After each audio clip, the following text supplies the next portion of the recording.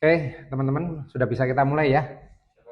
Baik, saya melihat hari ini ada beberapa yang nggak masuk rupanya ya untuk mata kuliah kriminologi di pertemuan kedua. Sebagai insan yang beragama tentu kita memiliki keyakinan bahwa segala sesuatu harus diawali dengan niat. Maka sebelumnya marilah kita bersama-sama berdoa sebelum mata kuliah kriminologi kita mulai. Saya persilakan berdoa menurut agama dan keyakinan masing-masing. Berdoa dimulai.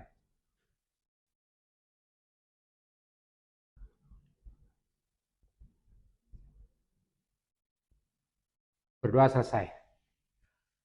Baik rekan-rekan, hari ini pertemuan kedua yang sebelumnya saya sudah menyampaikan tentang pengertian ilmu kriminologi.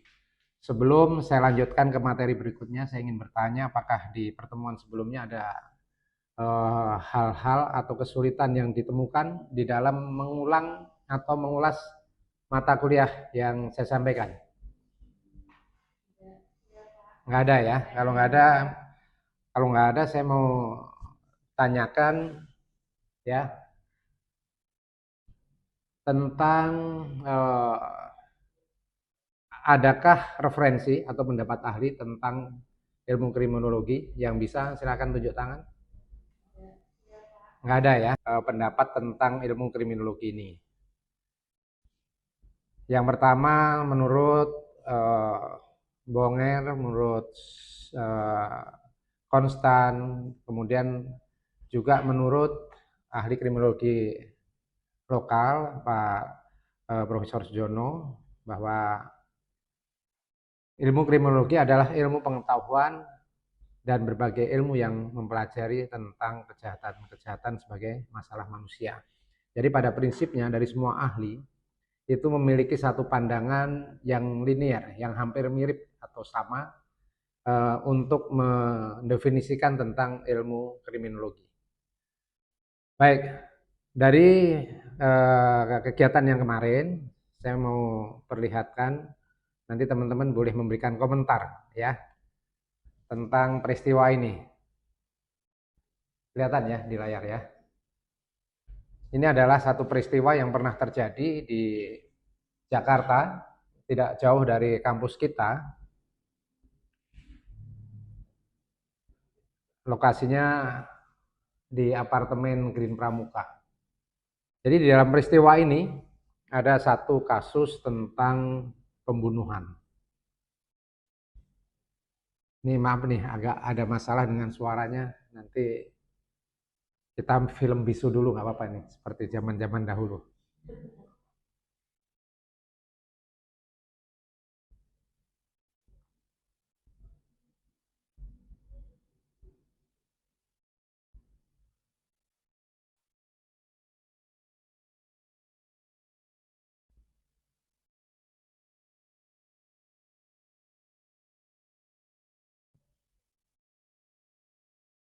Ya, oke.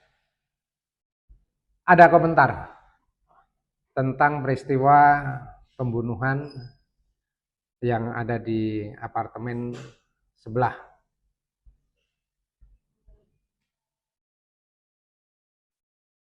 Kalau ini jelas-jelas ya, ini adalah perbuatan kriminal yang dilakukan oleh seseorang, sehingga tanpa kita analisa pun kita sudah bisa menyimpulkan bahwa ini adalah peristiwa yang terkait dengan kriminologi. Kalau kita melihat kepada masa lalu, ilmu kriminologi ini sebetulnya usianya sama dengan manusia lahir di bumi. Jadi peradaban masa lalu, kejahatan-kejahatan sudah ada dan sudah terjadi, namun secara tercatat baru dituliskan sesuai sejarah adalah pada masa abad keempat, tapi ini sebelum Masehi ini ya, jadi tahun 427 sampai 347 itu Plato mendefinisikan bahwa kejahatan itu berasal dari kesenjangan sosial. Jadi Di dalam kehidupan, di dalam etimologi masyarakat, apabila terjadi kesenjangan, maka itu akan sangat memungkinkan terjadinya kejahatan-kejahatan yang dilakukan sesamanya. Kenapa bisa terjadi demikian? Karena manusia itu tidak akan pernah lepas dari rasa ego atau keinginan rasa memiliki, bagaimana supaya bisa memenuhi kebutuhannya. Mungkin dari kondisi tidak memungkinkan dia memenuhi dari kekuatannya sendiri. Akhirnya dia akan melihat kepada orang lain yang memiliki kelebihan atau barang-barang atau harta yang dia inginkan, dan dia akan melakukan kejahatan. Maka pada masa lalu, masa sebelum Masehi, hampir semua memberikan satu teori bahwa perbuatan kejahatan itu selalu berawal dari kesenjangan sosial, kemudian kemiskinan, kemudian kesenjangan-kesenjangan yang terkait dengan kepemilikan. Kemudian pada masa lalu pun sudah ada satu vanism atau hukuman yang diberikan kepada pelaku kejahatan.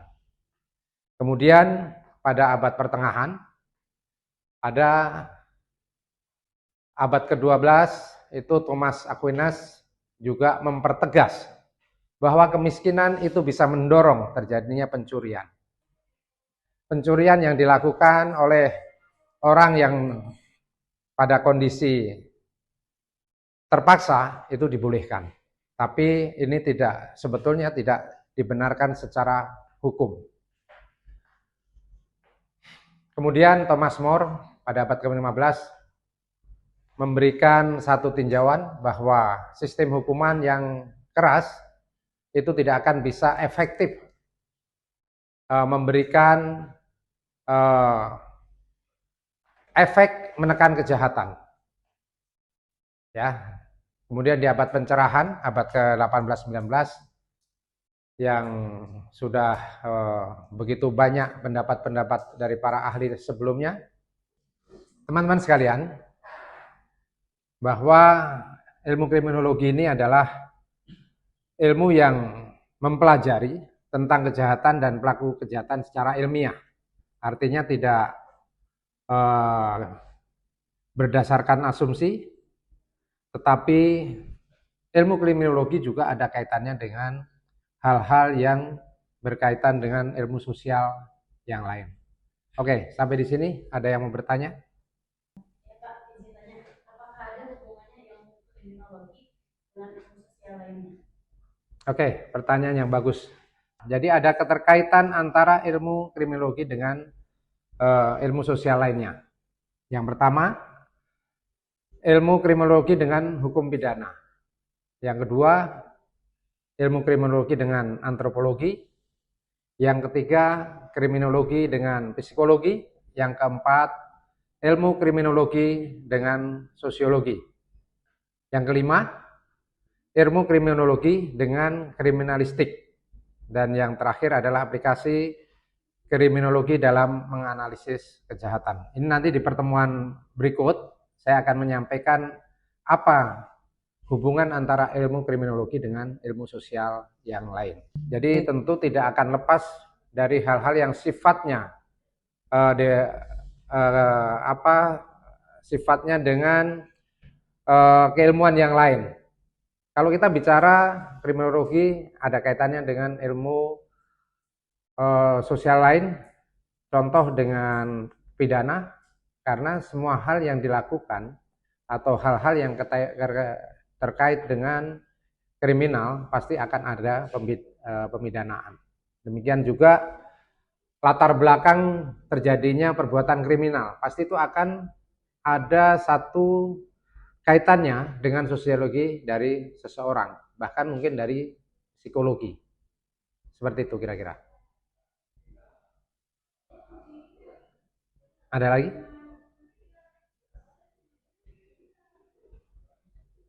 Silakan, nggak apa-apa, nggak usah. Ini saya juga membuka perkuliahan ini sifatnya interaktif supaya kita bisa saling melengkapi. Mungkin ada hal yang kurang dari yang saya sampaikan, jadi teman-teman bisa menggali lebih banyak, dan kalau hari ini saya tidak bisa menjawab, tentu saya akan mencari referensi yang lain. Ya, terima kasih ya Mbak Ai. Saya lanjutkan kalau sudah tidak ada pertanyaan lagi. Kembali kepada eksistensi ilmu kriminologi, bahwa mempelajari kejahatan dan pelaku kejahatan secara ilmiah itu bersifat interdisiplin keilmuan. Jadi ada melibatkan ilmu sosial, humaniora, dan eksak. Sehingga di dalam pendekatan yang lebih luas disebut the king without country. Jadi raja tetapi tanpa negara. Karena ini dipakai di dalam beberapa rumpun keilmuan, sehingga sangat berbeda sekali antara ilmu kriminologi dengan ilmu-ilmu yang lain. Namun pembeda ini justru bukan membuat ilmu kriminologi menjadi sempit, tetapi justru menjadi lebih luas. Dan perlu diketahui juga bahwa di dalam keilmuan kriminologi ini sangat bermanfaat untuk para penegak hukum di dalam melakukan kegiatan atau pekerjaannya. Ya, oke, saya lanjutkan bahwa di dalam mempelajari ilmu kriminologi ini ada beberapa hal yang menjadi pokok daripada memperkuat. Yang pertama, tujuan memberantas atau mencegah dengan hasil mencegah kejahatan dengan hasil yang lebih baik. Artinya, tadi ada contoh video yang saya sampaikan. Di situ ada suatu peristiwa kriminal yang diawali dengan 2 orang masuk ke lift. Kalau kita melihat di situ, terlihat betul orangnya saling kenal. Ya, orangnya saling kenal. Maka ada istilah sebetulnya kejahatan itu banyak dilakukan oleh orang-orang yang dikenal.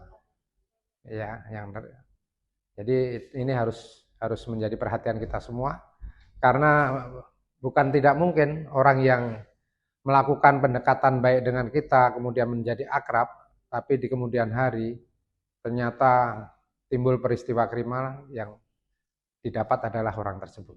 Ya. Kemudian yang kedua, untuk mengantisipasi dan bereaksi terhadap kebijakan hukum pidana untuk mencegah akibat merugikan bagi pelaku, korban, dan masyarakat. Kenapa di sini ada kalimat pelaku? Ya, kenapa ada kalimat pelaku yang juga harus mendapatkan kebijakan hukum. Jadi teman-teman, pelaku itu bukan dibela karena kesalahannya. Pelaku juga memiliki hak untuk dibela terhadap hak-hak asasinya. Tujuannya apa? Dulu kalau kita suka mendengar katanya polisi memeriksa tersangka disetrum. Pernah dengar? Ya, polisi memeriksa tersangka, kakinya diinjek pakai kaki kursi sambil didudukin. Jadi hal-hal yang horor itu bisa dihindari setelah kita mempelajari ilmu kriminologi secara komprehensif. Karena nanti yang maksud di dalam penata laksanaan terhadap pelaku sudah benar, tapi caranya salah. Jadi si penyidik malah justru kena kasus. Ya boleh. Berarti itu masuk dalam praduga tidak bersalah nggak sih Pak? Kalau yang tadi Bapak jelasin, kan dalam hukum tuh ada yang namanya praduga tidak bersalah. Asas praduga tidak bersalah. Ya. Masuk nggak dalam mata kuliah kriminologi juga? Maksudnya berkaitan ya? Ya. Asas praduga tidak bersalah itu tentu ada kaitannya karena itu masuk di dalam hukum pidana, dan tadi ada rumpun hukum yang saya sampaikan memiliki keterkaitan. Pada akhirnya peristiwa-peristiwa kriminal tentu akan dilanjutkan ke peristiwa-peristiwa pidana, dan antara kedua ilmu ini akan dikaitkan di dalam proses kelanjutannya. Ketika terjadi peristiwa pidana, pasti kita akan tilik Kok pidana? Kenapa sih larinya ke pidana? Karena tindakan kriminal. Nah, peristiwa inilah yang akan menghubungkan satu keilmuan dengan keilmuan yang lain. Terima kasih, Mbak Nani, pertanyaannya. Pertemuan hari ini saya kira saya cukupkan. Nanti tolong teman-teman mencari contoh-contoh peristiwa kriminologi. Kemudian nanti di pertemuan berikutnya kita akan bahas antara peristiwa kriminologi itu hubungannya dengan keilmuan yang lain. Mudah-mudahan dari hasil pencarian nanti ada hal yang bisa kita diskusikan. Jadi topik yang berikutnya kita akan diskusi terkait peristiwa kriminologi yang berkaitan dengan keilmuan yang lain. Jadi jangan hanya tentang pidananya juga, tetapi tentang sosiologinya juga. Ya, tentang sosiologinya. Nanti mungkin kita bahas ada peristiwa kriminal misalnya pencurian, dari sisi sosiologinya ternyata pelaku adalah orang yang tidak berpunya, kemudian terpaksa dia harus melakukan pencurian itu. Atau dari sisi psikologis, misalnya tertangkap orang ngutil, tahu ngutil, ngambil barang-barang kecil. Nah, mencuri barang-barang kecil di supermarket kah atau punya temennya. Itu ada karena latar belakangnya kaitannya dengan ilmu sosial lain, yaitu ilmu psikologi. Namanya kleptomania. Ya, pernah dengar kleptomania? Nah, baru dengar ya. Ya. Ya, jadi keterkaitan ilmu kriminologi dengan ilmu yang lain nanti bisa masing-masing membuat kelompok ditinjau dari sudut ilmu humaniora misalnya atau pidana atau mungkin dengan ilmu psikologi atau yang lainnya. Ya, baik.